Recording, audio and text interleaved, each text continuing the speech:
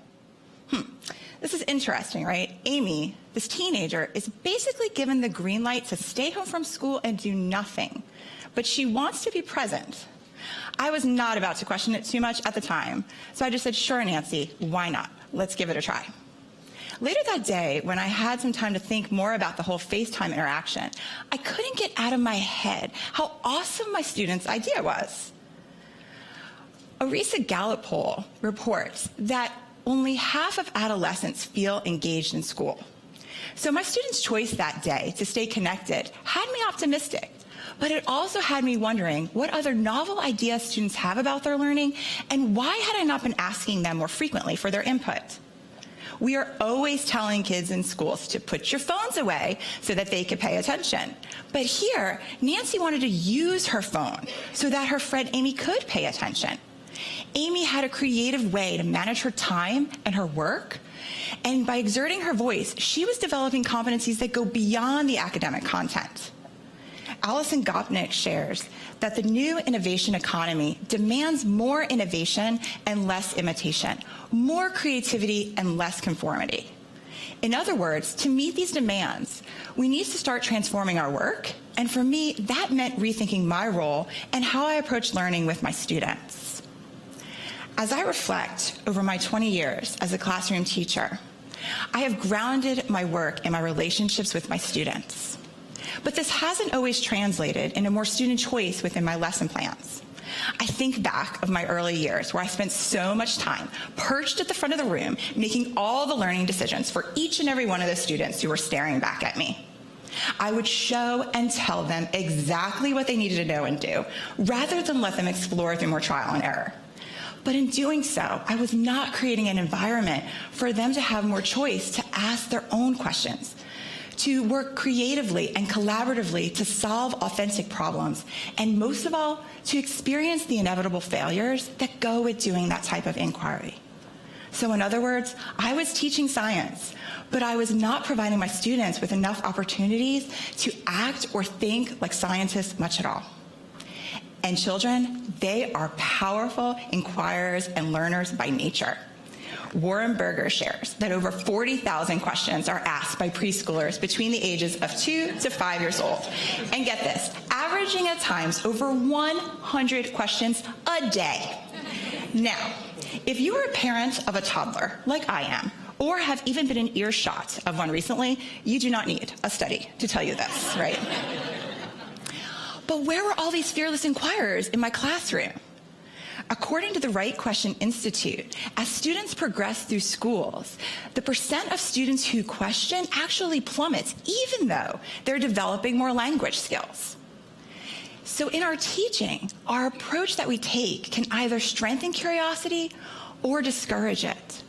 I had to ask myself, had my teacher-centered, content-focused cookbook lab approach contributed to this drop in questioning?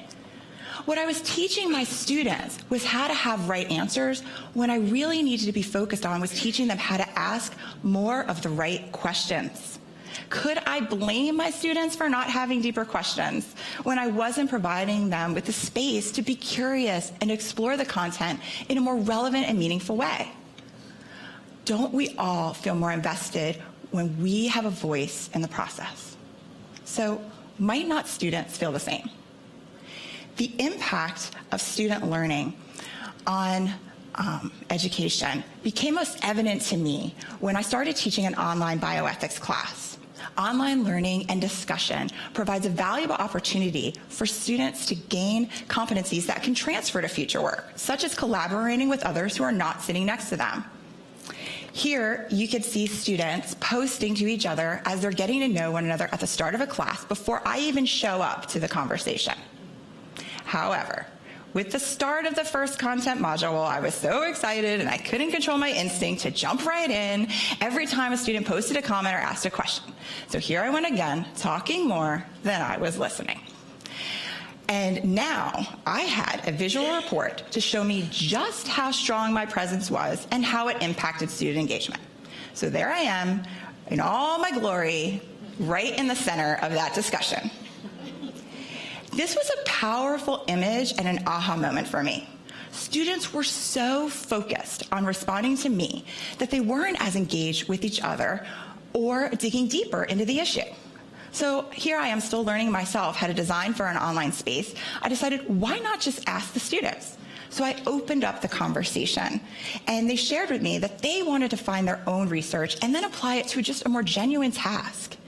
So with their feedback in mind, in the next module, they were asked to collaborate and create their own ethical guidelines for research using human subjects. But this time, I intentionally silenced my voice. And now students were empowered to lead the conversation, and their spheres of influence and participation once again became enlarged. So you're not going to see me in this conversation, although I was following their thread quite closely. By removing myself, though, as the dominant presence and using design strategies that we came up with together, they took ownership of their learning and they took more risks in their approach as they focused on competencies and not just on earning a particular grade. Not only were they changed by this experience, but I also was changed. My teaching and the learning environment has shifted to not focus on A's, but on C's.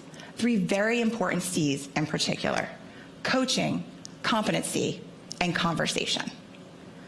So no longer are you going to find me standing very long at the front of the room directing instruction. Rather, I'm on the sidelines, listening, offering support, not answers, because as we know, there is not one right way to tackle a problem. Students have rightfully claimed the classroom as their educational sandbox, in which they are doing science through modeling and inquiry. And there is plenty of opportunities for setbacks in this type of work, and it is hard, and it is messy. I didn't quite realize just how messy it could get until this year when we were setting up this tower garden. I momentarily left the room while the 20-gallon base was filling up with water, and as would have it, you get stopped in the hallway. By the time I got back to the room, you might have guessed it, it was overflowing. Now, right away, my gut instinct is to jump in and solve the problem, but I stopped myself at the doorway because my students had already stepped into action. Each one had assumed a role to take care of this problem that was unfolding right before their eyes, and then another student out of nowhere recalled something he learned from physics class to take some tubing and redirect the water from the circular base into a rectangular bucket, and voila, it worked. This was an amazing moment for me to witness. By stepping aside and just giving them a little time to brainstorm together, this messy moment became a powerful learning moment for them and for me. They were demonstrating teamwork and ingenuity in such a remarkable way. As their coach, I can support them through these wins, the losses, and everything in between. And I set my school year up with the expectation, and this is the only play in our playbook. I focus their attention on that squiggle, the hard and oh so messy learning that we are going to be in together for pretty much the entire school year. And I stress to them that nowhere along this path does it say success is making an A, but rather it just shows growth and progress to them finding their more authentic selves. And if I do my job well as their coach, then they will be more equipped to go forward and direct their own learning. In an age of rapid technological advancement, new jobs are going to emerge that don't even exist yet. So if we do not know what content they're going to need for future work, we need to stop plowing through it and start focusing on competencies that we know will be in demand, like collaboration and adaptability and critical thinking. This year, my 9th graders partnered up with our 5-year-old primers to look into alternative farming methods using that tower garden. And each week, those 5-year-olds came in doing what 5-year-olds do best, questioning. And my 9th graders listened patiently and collaborated with them to gather evidence and find answers. But they didn't just collect knowledge. They connected it to relevant issues. I think Seth Godin says it beautifully. Offer me a chance to contribute, and I'll work hard on it with focus. And once I begin to make progress, I'll become passionate about it. My passion is teaching, and if as teachers, our goal is to help students find theirs and become self-directed learners, we need to make space for them to amplify their voice and contribute. So they researched local agricultural concerns and food deserts, and they were compelled to take action. They donated the food we grew to the local soup kitchen and contributed in other outreach at the food bank you see here. So now, what started out as an in-class gardening project evolved into service learning, allowing them to gain empathy for others, as well as motivating them to be agents of change in the community. Keeping an open dialogue is key to their transformation as self-directed learners beyond K through 12, and mine as a teacher working toward meeting modern learning needs. I am intentional with giving them the time to set goals, initiate action, and reflect. And those reflection routines are coupled with feedback conversations with me and with their peers. They then feed forward, revise their work, and even write their own performance reflections on report cards. The self-awareness and student agency that comes from these conversations helps foster their development into workers who can capitalize on their strengths and adapt to building new ones.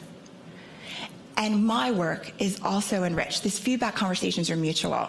They challenge my thinking and enrich my work with their diverse perspectives. And also by being vulnerable in those conversations with students, it allows me to model for them how to take in criticism, hear concerns, and listen respectfully. They appreciate that their ideas can shape the learning environment, and they become more active participants. And all it took was an invitation into that learning conversation. And I want to extend this invitation beyond the four walls of a classroom. Learners whose voices are heard are compelled to contribute and take on novel challenges.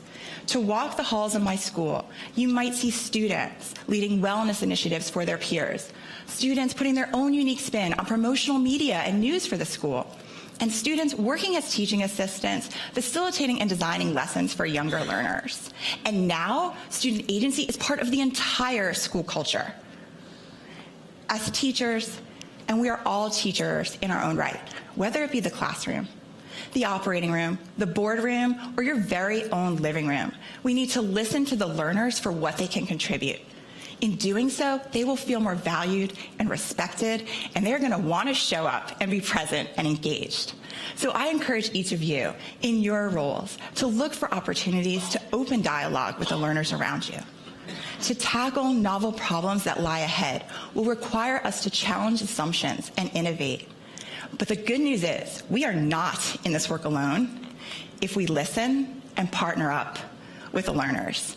And these are just a few of the learners that I have been fortunate to partner up with this year, and I want to thank them, and I want to thank you.